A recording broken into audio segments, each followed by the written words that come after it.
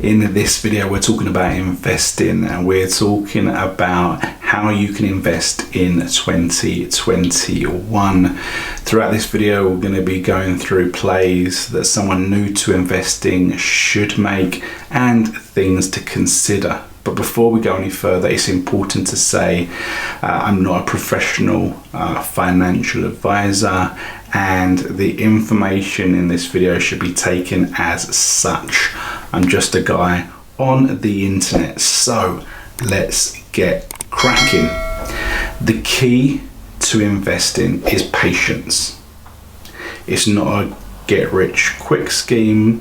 You're unlikely to be investing in something and straight away see the returns. Okay, it is long-term plays.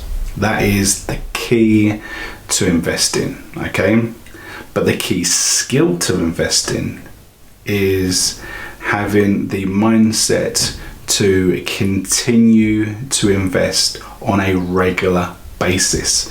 Now, as everyone says, investments can go up, they can go down. The markets can go up, they can go down. But gradually and eventually over time, historically, they have shown to increase exponentially and incredibly over time. Okay, and we're talking about 10% growths every single year, which is something that you don't see in pretty much every other form of investment or whatever you might put your money in. Okay, now a key situation and an ideal situation to investing is to start as early as possible. And that's not possible for everyone, but just to frame this, okay, this concept of investing as early as you can, if an 18-year-old invested 100 a month from 18 through to perceived retirement age, they would have invested around about 60,000. So it's not a crazy amount of money if you consider that is something that they would have invested over the course of a large proportion of their life, right? And their whole working life, right? Through growth, through dividends, and through compounding of everything, that investment quite easily could be worth about $1 million by the time they reach retirement age. So if you consider that against pretty much any other pension, this is an amazing retirement situation. And to think that you're only investing about 100 a month, so it's not completely out of reach for most people, and is a fraction of what most pensions would expect. And if you look at it this way, you get to retirement age with that $1 million, you could take half of that out as cash, right? And what is left would probably still bring you in about 50,000 in growth dividends every single year to live off of. So that's pretty incredible thing to think about, just to have the mindset of what can be achieved. Obviously, you're going to get less gains over shorter periods of time, but as I said on the outset, it's the long-term plays that are really important in terms of investing. And as I say, it compounds over time. So whatever you've got year one, you're building upon all of that, and then once you get to the end of year two, you'll build upon all of that. So it builds and builds and builds, and that is why when you get to those final years of the example that I just gave, you could be getting growth and dividends of 100,000 every single year. So it's a pretty phenomenal way to achieve wealth.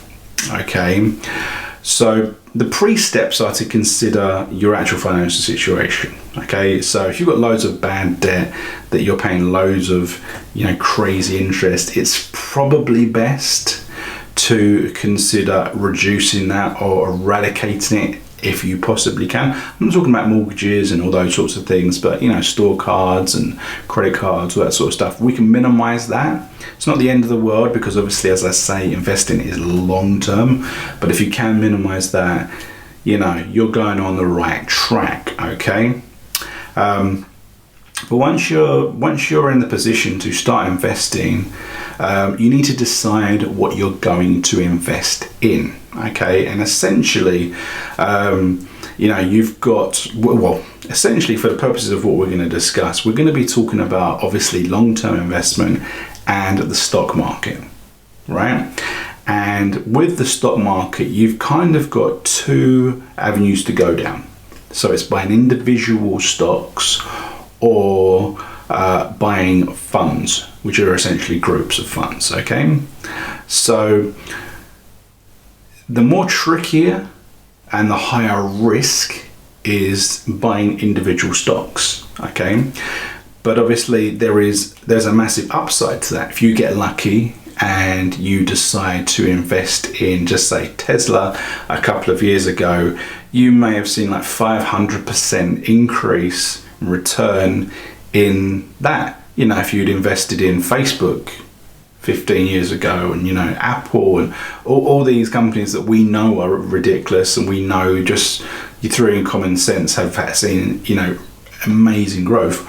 If we'd invested in them, we would have seen massive returns. Okay, but as I say, it is tricky, and it doesn't always pay off. And my old man, he's always liked to invest in individual stocks. Okay, but the truth of the matter is that he's never seen incredible returns, because he's always trying to be clever. He's always trying to find that stock that's going to come out of nowhere, and not necessarily going with Apple and Tesla and all these sort of things that we kind of mentioned. Okay, and every now and again you'll get something as a stock, it wasn't worth much, and suddenly they came out of nowhere, and you've got crazy success and it's happy days. But a lot of the time you might get a tip, you might have an inkling that some sort of industry is going to improve or explode, and you get lucky, but then on the other side they don't quite do as well,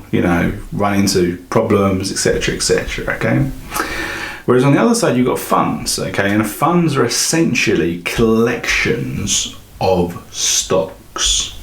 So instead of buying individual stocks, you are buying a unit in the fund, and the fund, each unit is broken down into various percentages of stocks. Okay, so these funds can be based upon the biggest companies in the world. For example, S&P 500, which is the 500 biggest companies in the US. The FTSE 100, the FTSE 250, again, it's based upon the successful companies, and the percentage of how the funds are built up change over time, because obviously companies go down, they're less successful, suddenly some companies come out of nowhere. So generally the funds are generally going to improve because they're being monitored, they're being managed for maximum growth. You've also got things like emerging markets, specific countries, different types of industry, pharmaceutical, steel, gas, energy, all these sorts of things, right? So there's lots of different funds that can be chosen, and let's be true, they are the beginner's play, because history has told us that they generally go up and constantly go up because of what I just said, because they're being managed for maximum output. They're not going to, if a company starts to tank bad, they're going to remove that and they're going to place it with the next company in line that's doing well. Okay, so those stocks are they're individually increasing, so that means that the fund is increasing. Okay, and as I say, it gives you the opportunity to invest in a wide range and something that's generally going to go up.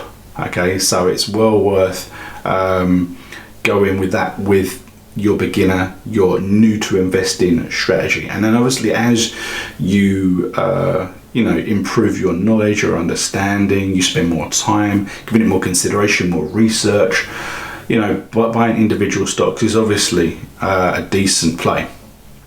So things to consider. There's two additional things that are worth considering, okay? And the first thing is dividends. So dividends are payments that are made from the company with the stock in question, and they are based upon results of the company, and they reward the shareholders. And this might be annually, biannually, monthly, okay? And it could be next to nothing, it could be 10%, okay?